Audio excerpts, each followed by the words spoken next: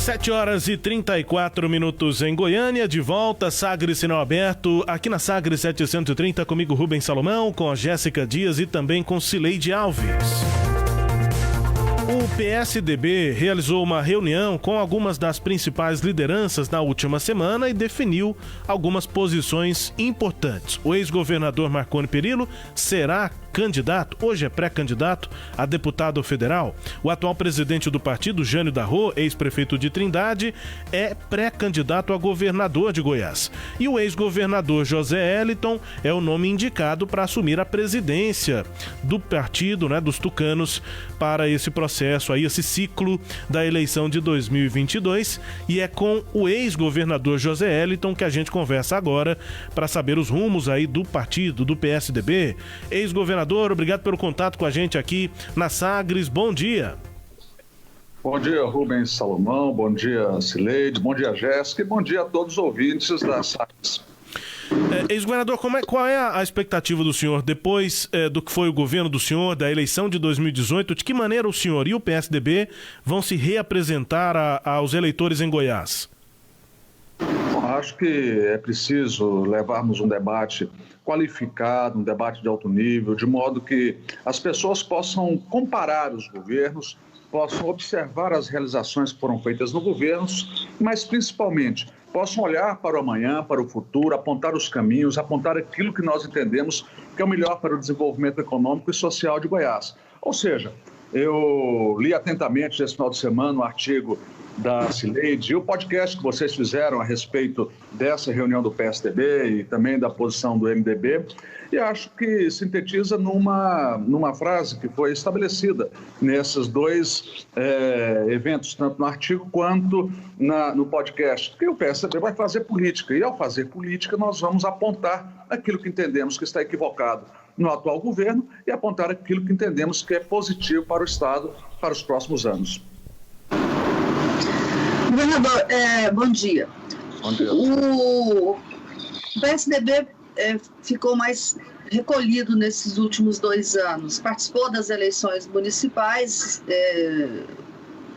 ganhou bem menos prefeituras, do que a eleição anterior, e agora começa nesse processo de reorganização pensando na próxima eleição.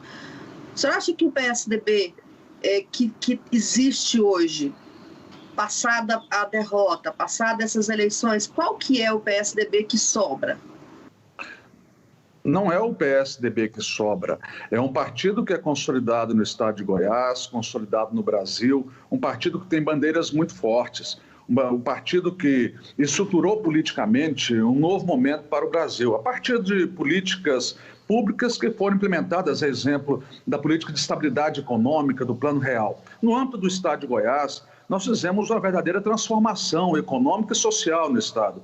Todos os indicadores de 1999 até os dias atuais, eles tiveram um avanço significativo. Nós podemos observar a economia, um salto de um PIB de 17 bilhões para mais de 220 bilhões em 2018, quando entregamos o governo.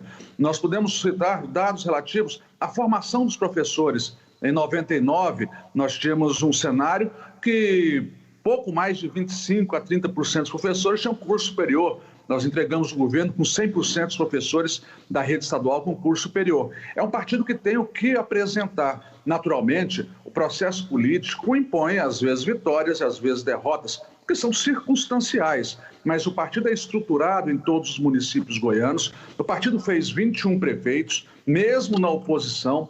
É um partido que tem capilaridade em todas as regiões do estado, tem lideranças consolidadas e, mais importante, tem mensagem a levar à população. Portanto, eu acho que é um partido que, de 2018 a 2020, naturalmente, ele ficou fazendo um processo de reflexão interna acerca dos acertos, dos erros que cometeu ao longo do período. E não estou me referindo apenas aos acertos e erros administrativos, mas também acertos e erros políticos. E aí era preciso você dar um tempo, como é dito hoje em dia, para que o partido pudesse avaliar. E também é bom lembrar que naquele momento, onde encerrava um ciclo do partido à frente do governo estadual, era necessário que você tivesse a oportunidade da população sentir também o novo modelo de governança que entrava, para a partir daí nós pudéssemos, como estamos fazendo hoje, fazer uma avaliação crítica deste governo e aí sim fazer não só a comparação, mas também o apontamento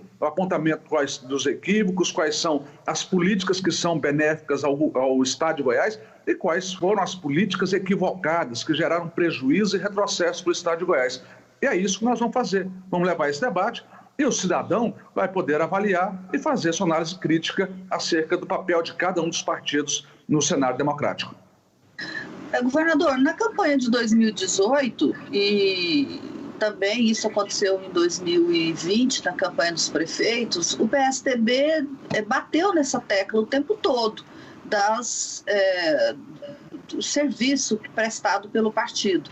Então, esses temas todos, como o senhor acabou de dizer, uma economia que cresceu, que saiu de 17 bilhões do PIB para 220, isso foi muito falado, debatido, e, no entanto, o PSDB perdeu essas eleições. Perdeu, eu me refiro aqui em Goiânia, que esse tema foi levado para o debate eleitoral, e perdeu em 2018. O partido não precisa de construir um discurso novo, não precisa sair do passado e tentar enxergar o Estado hoje?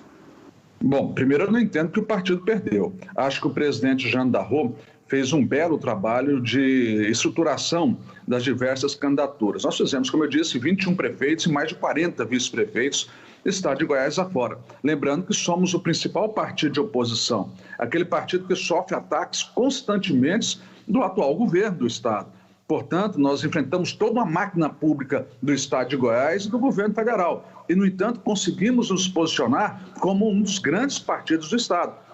Naturalmente, ali entre os 3 ou 4 maiores partidos do Estado. Então, ao meu ver, o partido teve um bom desempenho na eleição de 2018. Não só em Goiás, como no Brasil. O PSDB é o partido que administra o maior número de pessoas no Brasil. O PSDB teve vitórias expressivas, a exemplo da cidade de São Paulo e dentre outras tantas cidades, Brasil afora. Mas o que é mais importante, que eu entendo, é que na eleição municipal, Cileide, você não tem condições de trazer um debate estadualizado para ela, porque os temas são muito locais.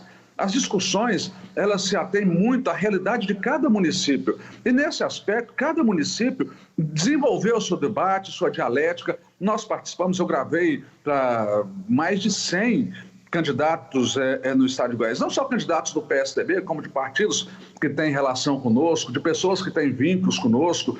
E acho que o resultado eleitoral do PSDB, somado a partidos que têm uma certa ligação, uma certa similitude de visões, você tem uma base de apoio interessante.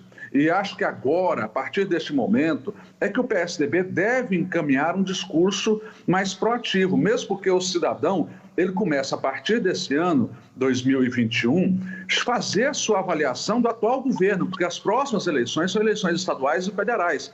E aí nós vamos ter o eleitor, o cidadão, não só de Goiás, como do Brasil, fazendo uma reflexão sobre o governo federal, sobre o governo estadual, e a partir daí vai decidir seu voto para 2022. Qual que é o projeto que melhor se adequa às expectativas dele? É essa a missão do PSDB, ao meu ver, para o ano 2021 e 2022. Qual que é a leitura que o PSDB tem do governo de Ronaldo Caiado? É um governo muito midiático, um governo que bate exclusivamente em questões relacionadas ao passado, discutindo e transmutando dados, ou melhor, deturpando dados do governo anterior, de modo a garantir um discurso político, uma retórica política. É um governo que não tem realizações, que não tem projetos, que não tem conquistas à população. Nós poderemos falar de uma série de questões. Eu posso aqui, para exemplificar isso, e num tema que eu acho que é muito importante, a questão das contas públicas no Estado de Goiás. Nós, ao encerrarmos o exercício de 2018, deixamos o Estado com uma das menores taxas relativas à relação receita corrente líquida e despesa do Estado, a menor dos últimos 50 anos, em 0,92. Em 1999, quando o governador Marconi assumiu o governo, essa taxa era de 3,6, ou seja, era necessário 3 anos e meio de arrecadação para pagar a dívida do Estado. Em 2018, quando deixei o governo, era necessário menos de um ano da arrecadação para pagar o Estado. E pela primeira vez em décadas, o Estado vê essa curva invertida. O atual governo, que criticava, batia sem dados sólidos, tomou mais de 4 bilhões de reais, seja relativos ao não pagamento dos encargos e serviços da dívida, sejam relativos ao uso de depósitos judiciais. Esses em mais de 1,8 bilhão, ou seja, um governo que aumentou o estoque da dívida em aproximadamente 6 bilhões em apenas 2 anos. E com detalhe, Sileide, esse recurso foi tomado e foi aplicado na sua integralidade no custeio da máquina pública. Não foi como nas hipóteses onde o governador Marconi estava no governo, ou eu estive. Eu não, porque eu não peguei nenhuma operação, não fiz nenhum endividamento do Estado. Mas, de qualquer sorte, quando o PSDB buscou captar recursos, ele fez relacionados a investimentos, ou seja, a população teve a contrapartida em serviços, em obras, em ações que beneficiam a população, e hoje não ocorre isso. Então nós temos um governo, repito, que na história de Goiás, talvez seja o governo que mais endividou o Estado em apenas 2 anos. Essas questões têm que ser levadas a conhecimento da população, porque a população tem, às vezes, informações distorcidas. Falaram aí, vocês são testemunhas disso, a imprensa sabe muito bem disso, que o governo anterior deixou um déficit de 3 bilhões, 4 bilhões, 5 bilhões, 7 bilhões, cada dia era um número diferente. Basta o jornalista que quiser se aprofundar na matéria, o cidadão que quiser ter a informação real, porque em tempos de fake news, esse governo é especialista em fake news, observar que no balanço apresentado em 2018 pelo próprio governo atual, o déficit do Estado naquele momento era de 1,4 bilhão, conforme eu já tinha anunciado ainda em outubro de 2018. É preciso restabelecer a verdade. A verdade é importante que as pessoas saibam. E aí nós temos um outro fake news que foi espalhado durante muito tempo, que é a questão relativa ao pagamento da folha de dezembro. Ora, a folha de dezembro, ela foi paga em parte pelo Estado, ainda no mês de dezembro, das empresas públicas, de autarquias, da administração indireta do Estado, e a outra parte ficou para ser paga no dia 10. E alguns perguntam, mas se tinha dinheiro em caixa, por que o senhor não pagou?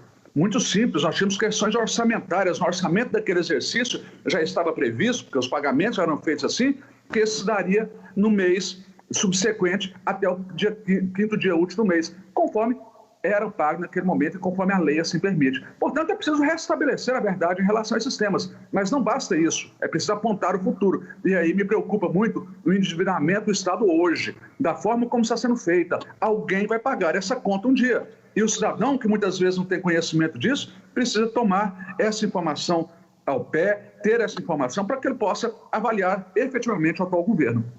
Pois é, esse dado aí de 1,4 bilhão de déficit são dados orçamentários, né, de contábeis, mas, obviamente, por uma questão contábil, não estão incluídos aí os restos a pagar. Quer dizer, quando o Estado foi ver o que tinha que pagar, e isso é importante porque é uma dívida que ele tem que pagar, aí é que esse déficit salta aí para esses valores superiores a 3 bilhões de reais.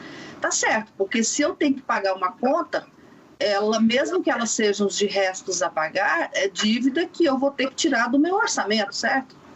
Não, errado. Uma coisa é dívida consolidada, a dívida com a União, outra coisa são dívidas que são capazes de serem administradas pelo fluxo de caixa do Estado. O resto a pagar, muitas vezes, são questões relacionadas a obras em andamento ou a situações de anos anteriores que não foram pagas, em virtude de uma série de situações que o governo, a cada exercício, ele vai avaliando e diminuindo o estoque dessa dívida. Então, a dívida consolidada do Estado ela é composta de diversos itens. Esse é um desses. Mas essa questão do resto a pagar, ela já vem prevista na própria regulagem do fluxo de caixa, mesmo porque você não tem resto a pagar apenas relacionados a obras, não, mas também a prestadores de serviço, uma série de questões que muitas vezes são de serviços continuados ao Estado. Então, isso é um equívoco grosseiro, que pessoas relacionadas à contabilidade pública e governantes não podem ter, a não ser que seja por má fé. para querer induzir o cidadão a ter uma compreensão de um fato que não é verdadeiro. As pessoas, na verdade, têm que ter lealdade com a consciência, lealdade com a legislação, lealdade com aquilo que é estabelecido em lei. É justamente por isso que a contabilidade é muito clara ao estabelecer o que é déficit público primário, o que é déficit do Estado, o que é déficit orçamentário, que são coisas distintas que querem misturar para transformar em uma coisa só.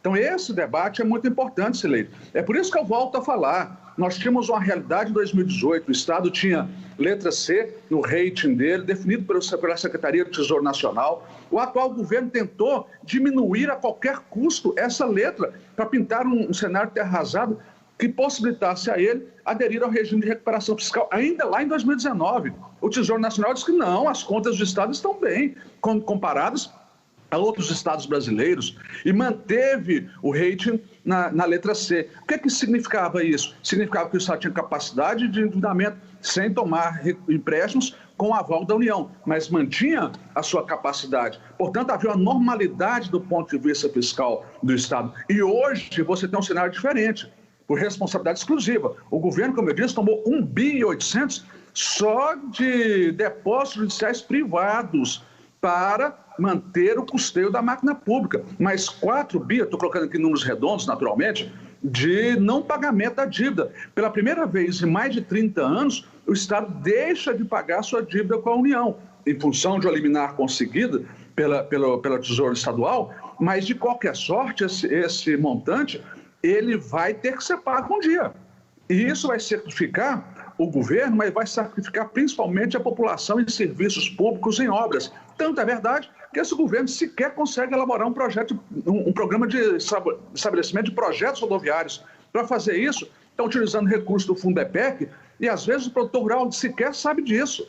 O Fundepec é um fundo criado para proteger o produtor rural em caso de eventos sanitários animais, em caso de um surto de gripe aviária, de um surto de febre aftosa, onde o Fundepec, que deve ter algo em torno de 150 a 200 milhões nesse fundo, ele é utilizado para ressarcir aquele produtor que muitas vezes tem que abater seus animais. E aí eles estão desviando recurso disso para custear projetos rodoviários.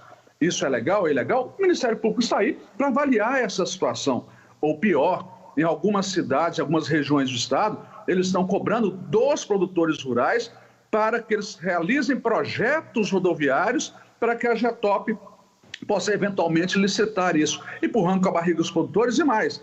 Isso não é uma burla no processo de licitação? Porque você compra ou determina que um projeto seja feito por uma empresa, pelo privado, para o público executar. É preciso que tenha atenção. E esses temas, é preciso que a população tenha conhecimento deles, saiba o que está ocorrendo no estado de Goiás, para que aí sim ela possa avaliar bem os governos. Eu acho que esses temas são importantes. E fazer um debate de alto nível, Sileide, um debate com dados reais, com dados onde você pode apontá-los, apontar a fonte do dado, para aí sim ter um debate, acima de tudo, correto. Em tempos de fake news, o governo atual é especialista nessa matéria, mas é preciso que o Brasil comece a virar a página desses governos que só sabem deturpar a realidade, deturpar a verdade. Então, volto a falar, acho que o papel do PSDB é ter esse protagonismo, é exercer esse debate, um debate qualificado em favor da sociedade. O senhor foi convidado a ser o presidente regional do PSDB, mas pediu um prazo para pensar, avaliar. O senhor já tomou uma decisão? Assumirá ou não o partido?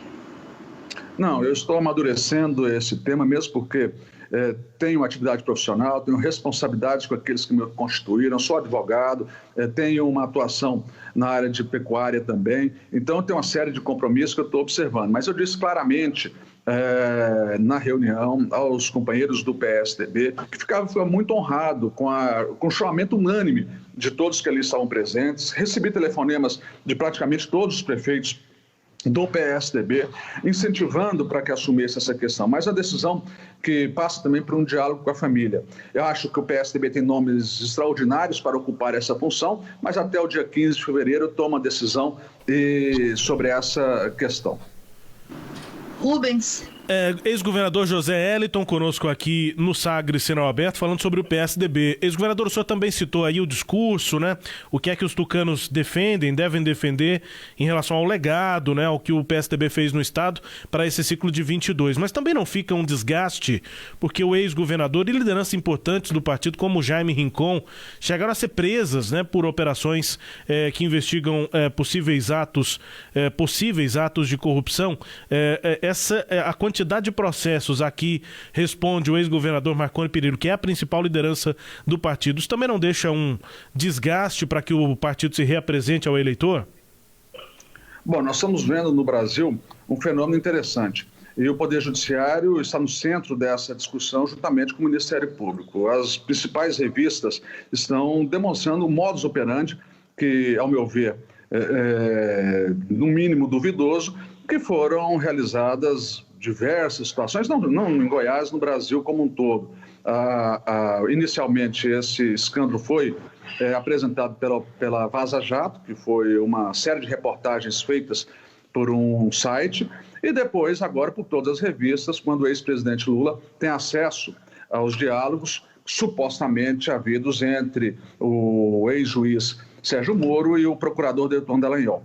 No caso de Goiás, no caso das pessoas que você se referiu, que eu saiba, não há condenação de ninguém. Não há nenhum juízo de valor feito formalmente pela Justiça que tenha condenado ou avaliado qualquer situação. Ao contrário, o que eu sei, por exemplo, é que, no caso específico do ex-governador Marconi, uma das ações que você fez referência aí, o próprio Ministério Público Eleitoral já pediu o arquivamento desta ação. Mas eu tenho muita convicção que, nesse campo, o governador Marconi e todos aqueles que foram atingidos haverão de apresentar sua defesa, apresentar suas razões. Eu tenho muita convicção em que eles haverão de estabelecer bons argumentos às suas teses. Mas o principal ação partidária é discutir os temas. Porque nesse campo, por exemplo, você teve uma série de situações envolvendo o atual governo, que ele vai ter que, se for o caso, discutir. Acho que esse debate é muito raso, é muito pequeno, é muito curto.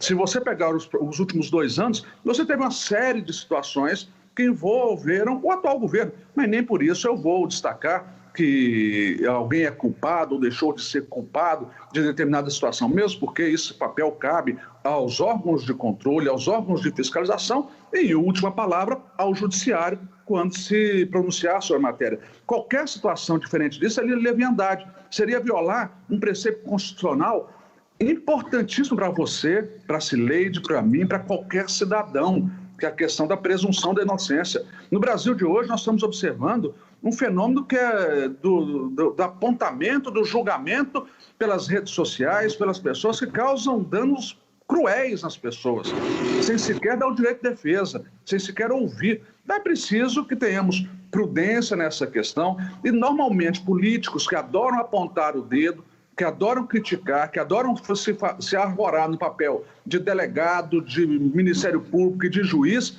quando você vê ao final e ao cabo, acabam por ter muitas dificuldades em sustentar politicamente. Pois é, mas na análise política, essa imagem que se formou do PSDB em Goiás, inclusive muito forte lá na eleição de 2018, com os resultados que o PSDB teve nas urnas, esse não é um desafio do partido de ter que se apresentar para esse eleitor que tem uma desconfiança hoje em relação ao PSDB? E aí eu não estou perguntando sobre os processos em si, claro, presunção da inocência, acho que são conceitos importantes, mas a imagem que o partido tem junto ao eleitor em Goiás, Zé Eliton. Mas eu acho que essa questão, ela envolve todo o sistema político nacional. Eu acabei de fazer referência a um âmbito nacional. É preciso ter muita prudência, muito equilíbrio na discussão desses temas.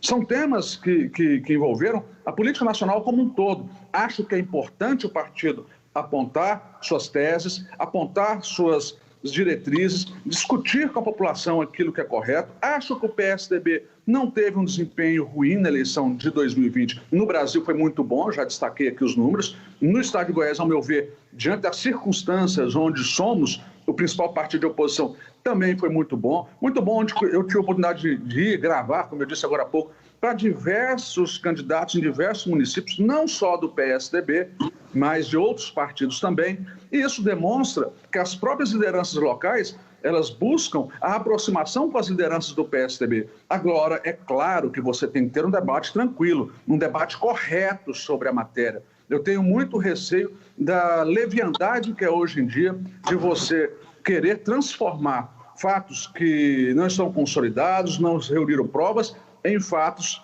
tidos como verdadeiros. E é por isso que nós vivemos um momento hoje no Brasil que é muito delicado. Não só no Brasil, no mundo nós estamos observando esse fenômeno também. Nos Estados Unidos, que eu diga recentemente, fatos similares a esses. Ex-governador José Eliton conversando conosco aqui na Sagres 730, o ciclo de 2022 que está se iniciando, e o ex-governador, sem dúvida, é uma liderança importante do partido, do PSDB. Governador, obrigado pelo contato aqui com a gente na Sagres. Um bom dia, bom trabalho aí. Eu que agradeço, Rubens, agradeço a Cileide, a Jéssica, agradeço principalmente o ouvinte. Eu acho que é muito importante. Mesmo se eu não assumir a presidência do PSDB, quero ter a oportunidade de debater com maturidade, com grandeza os temas que impactam o desenvolvimento do Estado de Goiás. Acho que é muito importante. A oposição, ela tem um papel fundamental na democracia, Cileide. É a oposição que tem a capacidade de apontar os equívocos, e o governo, inclusive, pode ser o grande beneficiário do papel da oposição, a fazer uma reflexão, observar os apontamentos da oposição e, eventualmente, corrigir erros ou manter as suas posições de maneira tranquila. Acho que não é possível, nos dias atuais, você querer banalizar, querer ter os donos da razão, aqueles que que se acham acima de tudo. Nós estamos observando em todos os fenômenos nacionais hoje as dificuldades que é um bom debate. Nós temos um programa grande de televisão que deixou todos perplexos ao longo desse final de semana, que é o Big Brother Brasil, que nós estamos observando lá as críticas comportamentais acerca de comportamentos que querem se arvorar nos proprietários e detentores da verdade. A verdade tem muitos aspectos, muitos prismas. E é dentro dessa perspectiva que o PSDB tem um papel importante de colaborar com a democracia. É dentro desse espectro que eu defendo muito fortemente a participação incisiva do partido, liderando, se possível, as oposições no estado de Goiás. Zé Eliton, tem um momento em que o Jânio sai da presidência e uma data até a qual o senhor tem que decidir sobre a presidência? O mandato do presidente Jânio se encerra em abril. Eu defino até meados de fevereiro se assumo ou não. E aqui quero abrir um parênteses, aproveitando a oportunidade, Rubens, para elogiar, primeiro, o trabalho que o Jânio desenvolveu como prefeito e depois a sua disposição de vir para esse debate. O Jânio é uma figura altamente qualificada do PSDB, um exemplo de prefeito e que tem todas as credenciais para representar o PSDB num grande debate. O Jânio já se colocou à disposição para ser o candidato do partido, o PSDB terá candidato em 2022 e nesse aspecto eu desejo muita sorte ao Jânio, porque competência eu sei que ele tem para um bom debate. Obrigado, Zé Eliton, pelo contato aqui com a gente. Um bom dia aí, bom trabalho. Eu que agradeço, um grande abraço a todos. Obrigado, Zé Eliton, conversando com a gente aqui, ex-governador do estado, que está sendo indicado aí por lideranças do PSDB para ser o próximo presidente do partido. Você ouviu, né? Até abril, portanto, o Jânio da Rua é o presidente e Zé Eliton diz que se decide até a metade aí desse mês de fevereiro, hoje que é dia 8, metade de fevereiro já está chegando, é próximos dias. Zé Eliton, portanto, conversando com a gente. Destaque a íntegra da entrevista você confere acessando sagresonline.com.br.